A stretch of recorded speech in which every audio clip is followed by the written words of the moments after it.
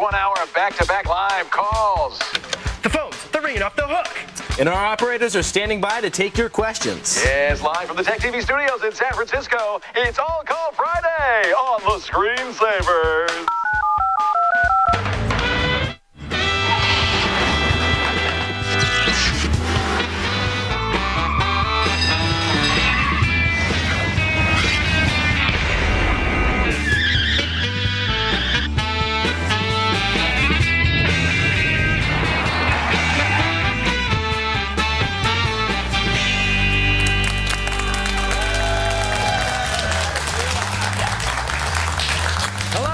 The Screensavers. I'm Kevin Rose. And Leo's back in action. I'm back. I was at karate camp, fantasy karate camp, all week, and I'm feeling good, feeling fit. Karate camp, huh? No, just kidding. Coming up, robots in the desert. No, that's Pat. Patrick's out right now doing some robots in the desert. Is that what he's doing? Yes, he's tracking them. Wow, that's weird. Now, was he here earlier, or did he miss all week, too? No, he was here. So he was here now, I'm here, and he left. Exactly. And you just stay. I'm just chilling. Forever. That's nice. Well, thank you for doing that. Oh, well, thank you for filling in for me. Welcome back. You know, I was doing Regis and Kelly. Regis says hi. Oh, thank you. And what else did I do? Other stuff. I don't even remember. It's all a blur.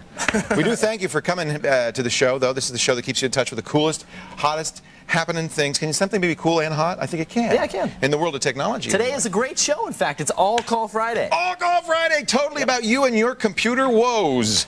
That's all we're going to do today. Yep. Dan, by the way, has the information you'll need to get on the show. I sure do. I got my phone here. Got my phone right here. That's not even connected. There's nothing attached to it. That's right. I got my trusty sidekicks taking care of this for me. And I got my Kleenex, too, because I'm cold. Why? Are you afraid that maybe somebody will need some counseling, that they'll be crying? And... I'm just sick. You know, oh, you're sick. Yeah, he's gotten everybody sick, too. I got a little bit of the cold myself. Oh, really? Did I miss that? No, it's coming around. Oh, You'll get it. You're bound to get it, for sure. There is a company in Nevada that helps people who've lost their hard drives, the drive savers, the drive recovery. They hired a grief counselor to answer the phones. Really? Yeah, because when people call in going, I know my hard drive, she says, it's okay, take a deep breath. Literally, I'm not kidding. Wow. They have a professional grief counselor 24 hours a day, anytime you have. So maybe you could help people with that. Let me be your grief counselor. Yes. Give me a call. The phone number is 888-989-7879. And also email us at thescreensavers@techtv.com. That's a good idea. There we are. Should we start? Let's do it. No news? Let's just go right into it. Go right into it.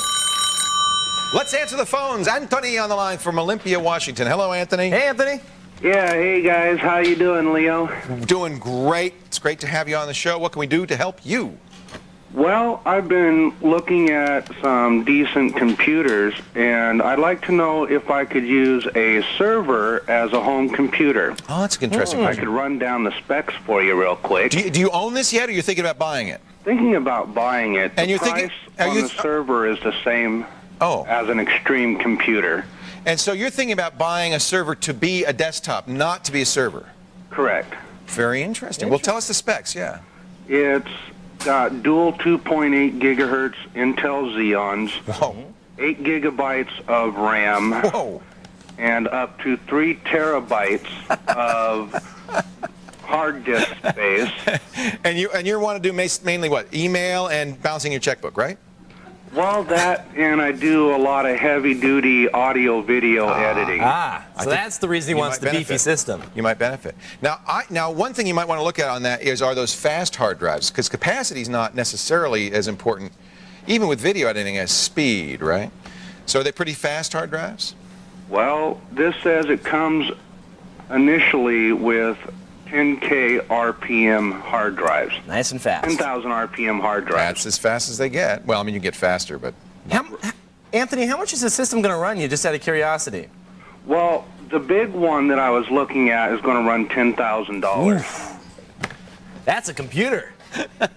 But like I say, it's got the dual processors. It comes with all the software to run the thing.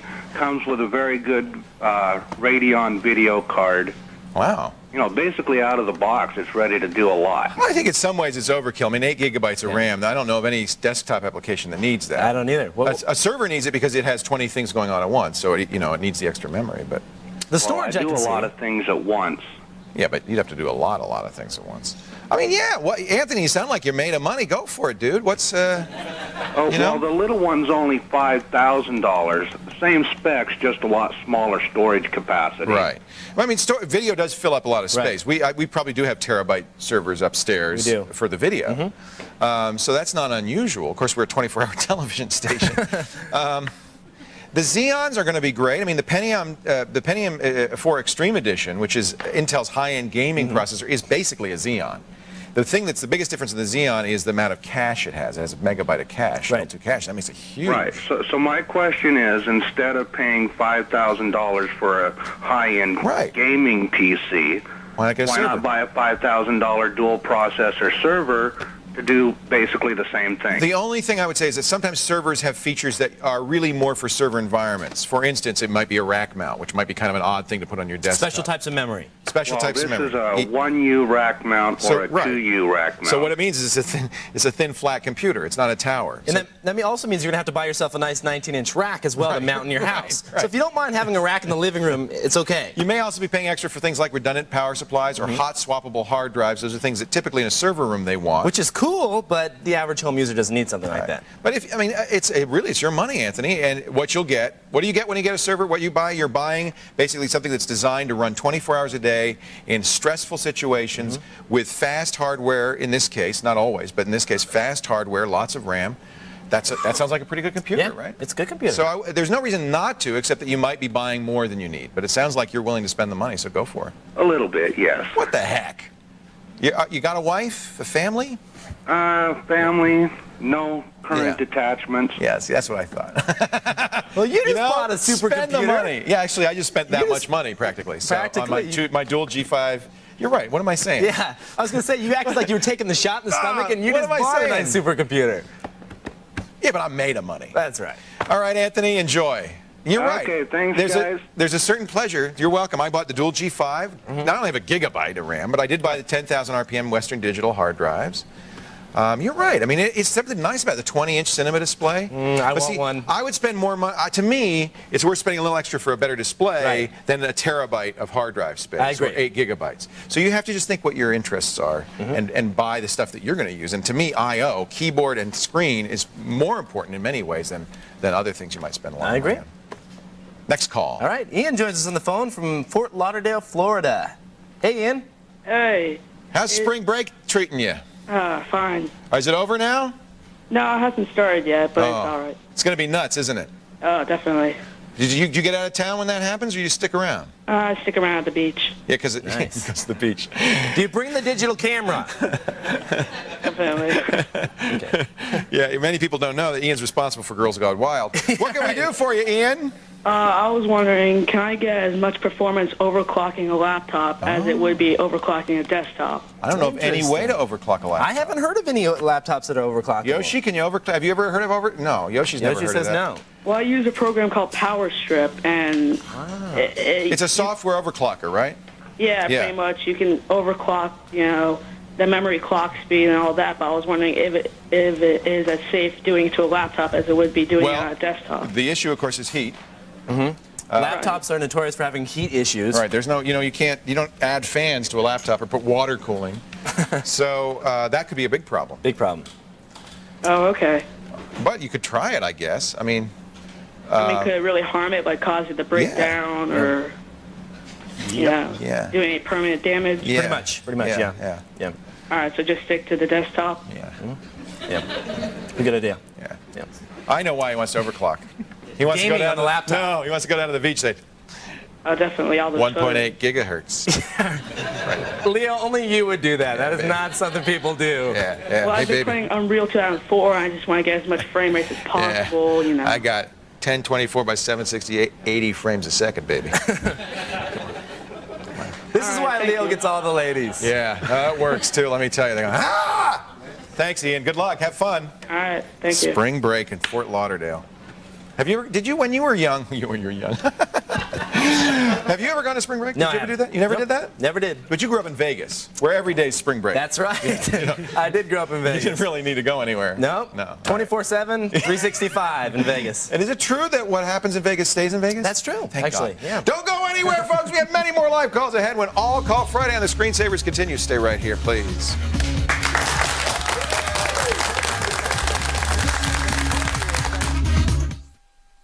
Weapons, sex, intrigue. And that's just the first 5 minutes. TechTV's explosive Friday nights. Learn tricks of the spy trade on Spy School. Then get up close and personal with military weaponry, future fighting machines, and controversies and cover-ups. Uncover the truth on conspiracies. 3 hot shows, 1 cool network. Explosive Friday nights. Tonight at 8:30, 7:30 Central. Only on TechTV.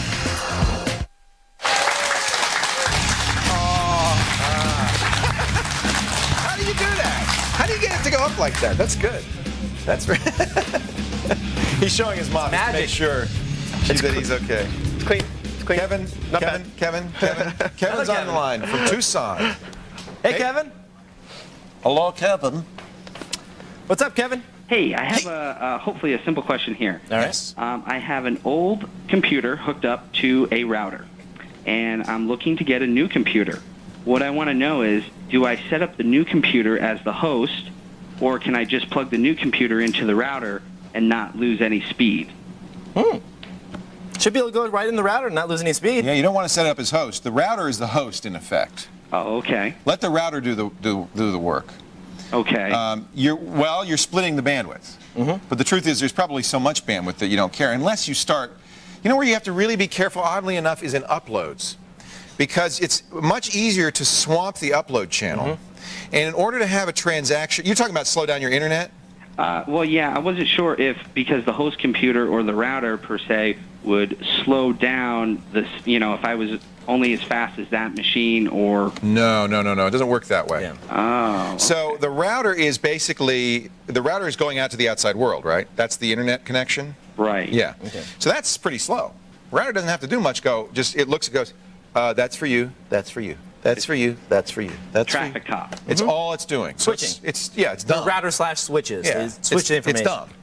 But as I said, the one issue, and you have enough internet bandwidth probably coming down that it's not an issue. So if you're looking at a web page on both computer, big deal. I mean, I share my connection with 5 or 6 computers. How many computers do you have on your router? Well, we have about 4 on my router. 4. Okay. Right. Yeah, I'll have a total of 3 at the most. But yeah. See, I have the laptop, I have the desktop, and the kids' desktop. I have like 5 computers sharing the router, and I don't notice a slowdown. But as I said, where you get in trouble is, and many people don't realize this, is in flooding the upstream. Let's say you have most DSL and cable, you have a limit of 128 kilobits upstream. Right. You got 1.5 megabits downstream. You got a big fat pipe coming down, so you can download as many files as you want and really not see a hit. But when you start sharing files, like, let's say, for instance, you're going to send a file to one of your friends, that's when you see the hit. Absolutely. Or if you're sharing web pages, or you run your own little FTP server at home, and that's when you're going to see the reason is every download transaction requires a conversation for every packet. So the packet comes down, you say acknowledge it, give me the next one, acknowledge it. So there is upstream traffic for all downstream traffic. If you fill the upstream pipe, you won't get any upstream, your upstream traffic won't be working. You'll actually slow down your downloads.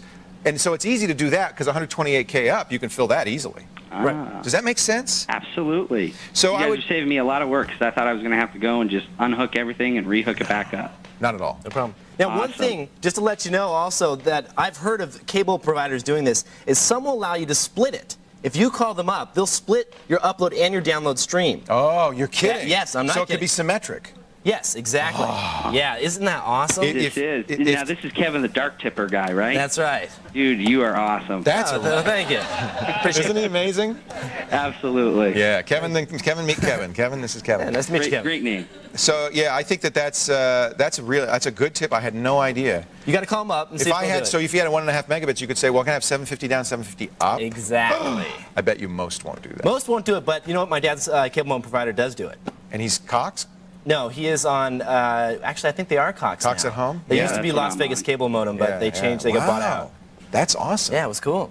Wow. Well, hey, guys, thank you. It's been a pleasure and an honor. Thank you, Kevin. Thank you. Same here. All right, guys. Take care. Nice meeting you. Let's take another call. Clayton on the line. Where are you calling from, Clayton? Hey, I'm calling from Brownstown. All right. How are things in Michigan today? Well, you guys are just talking about in Las Vegas how it's sunny and everything, and we're snowing. Snowing? Snowing. What happened? Didn't you have an early spring? Yeah, but it went away. Boy, I hate it when nature teases you like that. This entire week in San Francisco has just been so hot. You've missed it. With I was in New York. Weather. It was because I'd heard New York, same thing. It was 75 degrees 2 weeks ago, right? So I'm coming out and wearing my short sleeves and everything. It's snowing! 35 degrees. I'm going, good Lord. So what can we do for you, sir? Guys, I got a problem. My dad's hooked on Mac, and he doesn't really want to change it. But we really need a new computer. So I was thinking about building one and seeing if I can run both Mac and Windows on the same machine. Oh. You know what they say, once you go Mac, you never go back, baby. It's happened. He's a Mac guy, so you're not going to... No, well, I use both. Yes, I want to say that. I want to use both. Now, you're talking to the right guy here because Kevin actually did that, didn't you? Yes, I did. I put a Mac and a PC into one. Now, it's kind of a trick, though. You're not actually running them on the same motherboard, the same CPU. You can't do that because Macs have a completely different architecture than PCs do. It just doesn't work. For all those viewers that we have out there that always call and say, can I put OS X on my PC? Not going to happen. No. But what I did do is I put a Mac motherboard in there and a PC motherboard in the same machine and then put a switch on there. You remember this. This was probably about a year and a half ago. Put a switch on there so you could switch between the two. Are your plans still online, you think? They are. They are online at thescreensavers.com. You can do a switch. I can't remember what we called it. I think it was, you know what, we'll find it, and we'll link to it in the show notes for today's show. Yeah, I think Tim's doing that right now. Tim's doing it right now. He's hard at work. Yeah. Guys? Yes. Yeah, is there any way I could use some sort of Mac emulator? Mac emulator. There is one, but it doesn't work. Doesn't do what you want it to do. This is a PC emulator that you could run on the Mac. Now, this is another solution. You could get yourself a nice new G5 and then put virtual PC there and run Windows XP right on your G5. No, it won't run on the G5. Oh, I'm sorry, it won't run on the G5. Unfortunately. It only runs on the G4. And you need the speed. Now, eventually, Microsoft will upgrade this and make it for the G5. They're working on it right now for the G5. But frankly, it's going to run pig slow. It's not going to be as fast as a Windows machine. But for those, if there's one or two apps that you need to access, then that's what it's primarily for. There are no good emulators for Windows. There's things like Basilisk, but it runs 68,000 code. It doesn't run PowerPC code, which means you wouldn't be able to run System 9. You wouldn't be able to run System OS X. You'd be running System, and your dad would get really mad at you. He would say, no, I'm sorry, this isn't a Mac. You need to have, in order to do this, you essentially need to have a Mac and a PC. If you put it all in one case, as Kevin did, or you have it in two separate cases, that's what you need. You might be best off getting a Belkin KVM, you know, a switcher. Switch between the two. One monitor, one mouse, one keyboard, and then have under the desk have a Mac and a PC. Two computers and a switcher? Yep. That's almost the best way to do it, I would say. It's the only way you can do it, yeah. Well, or do what you did, but I mean, that's kind of kooky. Yeah. Did you have to mod the case to do that? I did. I had to put a custom little PC in there that fit. It was kind of a pain. It's not really practical, but it makes for good TV. It was more an experiment. Yeah, it was more of an experiment. It wasn't something you'd want to do. Definitely. Okay, Clayton? Yeah. I'm sorry. Hey, why don't you just bite the bullet and become a Mac user? Well, Macs cost money. But you're going to buy one anyway. And we don't have that much. I was thinking of building one because it would be cheap. I see. So what you really don't, what you want to do is really buy a PC and hope to run Mac software, but you can't. Yeah. Can't do it. Yeah. Okay. Sorry. The reason they cost money is because they can. Yeah. Right? There's no other way to do it. Exactly. If you could build one and do it cheaply, it wouldn't cost as much to buy it. They did that for a while. They had clones for a while. They did. And they stopped it. Yeah, they stopped it. Because it was cutting into their profit. Absolutely. Okay, Clayton, thanks for the call. Thanks for the call. Stay put. Rhonda wants to move her VHS videos to her PC. And up next, Tyler. Tyler wants to back up his Xbox and PS2 games. Back up. Back up. Yeah. And the Screensavers continues.